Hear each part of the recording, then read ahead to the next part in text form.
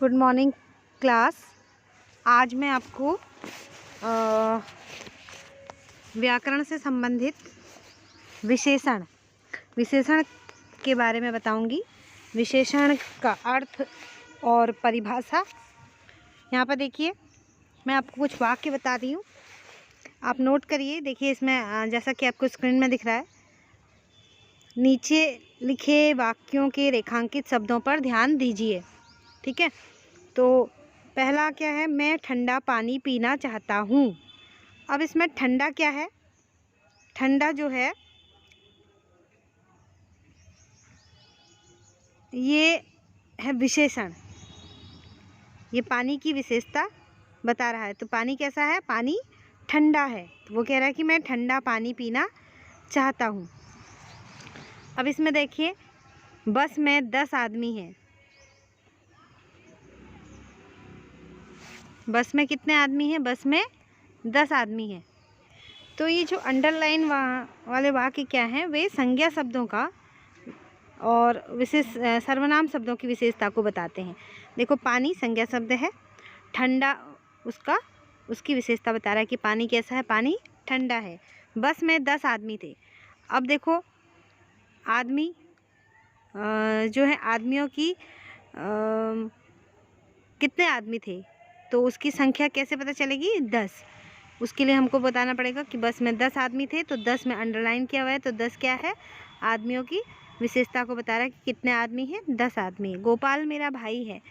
मेरा, तो मेरा वो भाई की विशेषता बता रहा है कि वह मेरा भाई है। वह, तो जो शब्द विशेषता को बताता है वह क्या होता है? विशेषण होता है।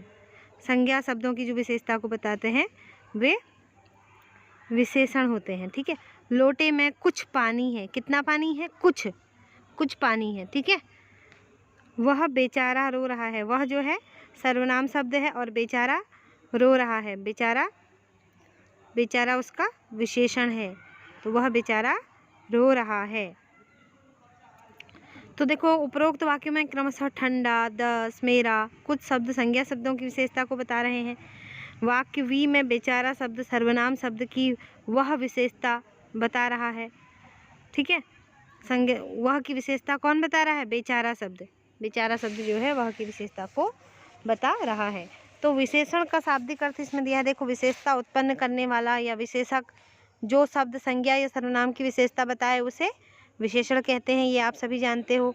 संज्ञा या सर्वनाम की विशेषता बताने वाले शब्द वाले पद जो होते हैं या जो शब्द होते हैं उनको विशेषण कहते हैं।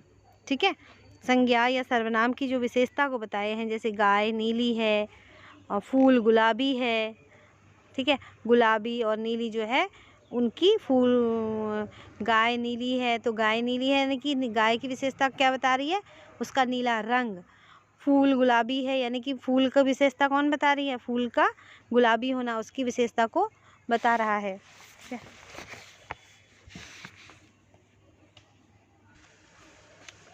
और जैसे, ठीक है, तो अब देखिए, ठंडा, 10, कुछ, गंभीर, विद्वान, भारतीय आदि, ये सब क्या है? विशेषण है। ये क्या? संज्ञा शब्दों की विशेषताओं को बताते हैं। वह बहुत विद्वान है, मैं भारतीय हूँ। ठीक है, जैसे 10 आदमी थे। ठीक है, तो अब देखिए, ये तो थे विशेषण। अब विशेष्य देखिए, टॉपिक विशेष्य क्या है? जिस संज्ञा शब्द या सर्वनाम शब्द की विशेषता बताई गई है उसे विशेष्य कहते हैं। वह विशेष्य कौन हो जाता है? जिस संज्ञा या सर्वनाम शब्द की विशेषता बताई जाती है। जैसे विशेषता यानी कि जैसे विशेषण जिसकी विशेषता हो वह विशेष्य होता है, जिसकी विशेषता हो वह विशेष्य होता है। नीचे दिए गए वाक्यों को ध्यान से पढ़िए। 40 चोर पकड़े गए। अब यहाँ देखिए, 40 चोर पकड़े गए। अब इसमें देखिए, ये वाला पॉइंट आप देखिए, 40 चोर।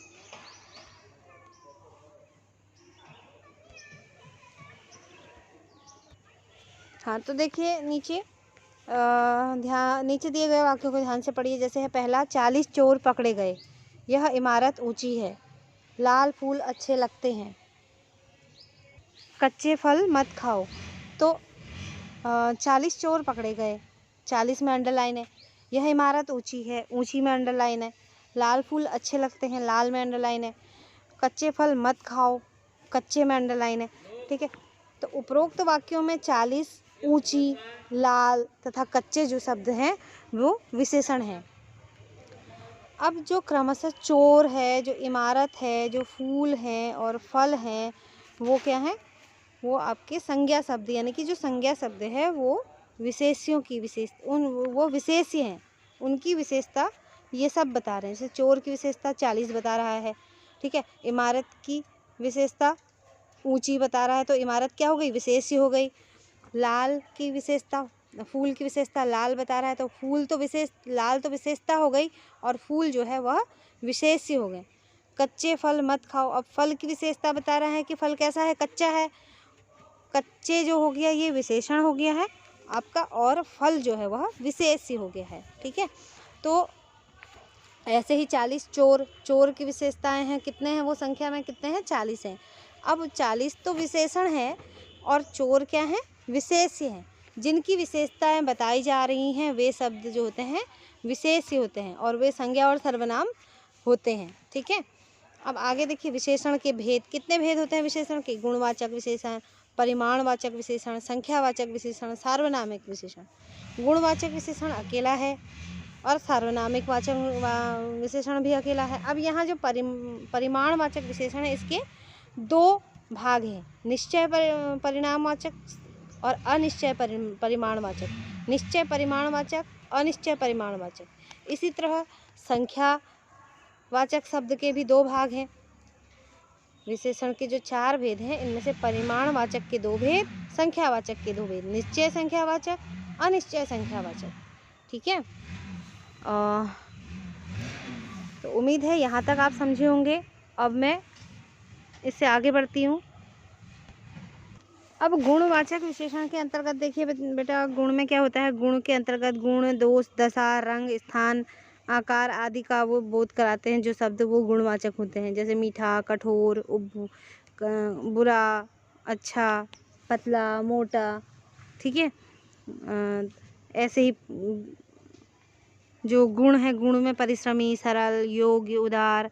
दोष भी इसमें आ सकते हैं, वो भी दुर्गुण या सद्गुण जो भी होते हैं सब गुण में आता है। रंग लाल, नीला, पीला।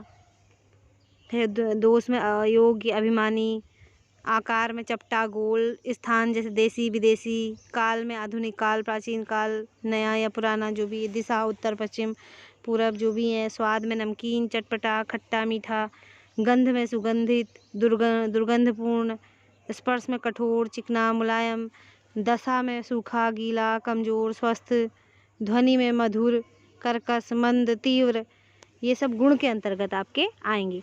ऐसे ही परिमाणवाचक की विशेषता है, परिमाण में के अंतर्गत निश्चित में आएंगे। जैसे देखो 2 किलो आलू, हमें पता है कि कितने किलो? 2 किलो। 4 मीटर कपड़ा, कितने मीटर? 4 मीटर। 300 ग्राम घी। ठीक है, हमें उसकी संख्या पता है। अब निश्चित परिमाणवाचक ही है। ठीक है,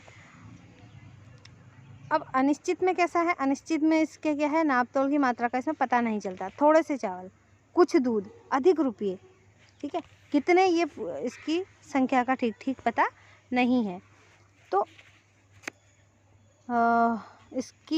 इनका मतलब ठीक ठीक पता नहीं है, इनकी मात्रा का ठीक ठीक पता नहीं चलता है। अब संख्यावाचक में देखिए, जैसे 1, 10, पहला, चौथा, आधा। ये संख्यावाचक विशेषण के प्रकार हैं। अब इसके अंतर्गत देखिए क्या आता है? निश्चित संख्यावाचक, अनिश्चित संख्या। निश्चित के अंतर्गत हमें वही है कि हमें पता है 4 केले, 5 व्यक्ति, 7 घोड़े, चौथा लड़का। लेकिन अनिश्चित में क्या है? सब लड़के। कितने हैं पता नहीं है, सब लड़की। कुछ हाथी, थोड़े से अंगूर। मतलब उसमें संख्या का पता हमें नहीं है कि वह कितने हैं। ऐसे ही देखिए सार्वनामिक विशेषण। सार्वनामिक विशेषण के अंतर्गत क्या आएगा?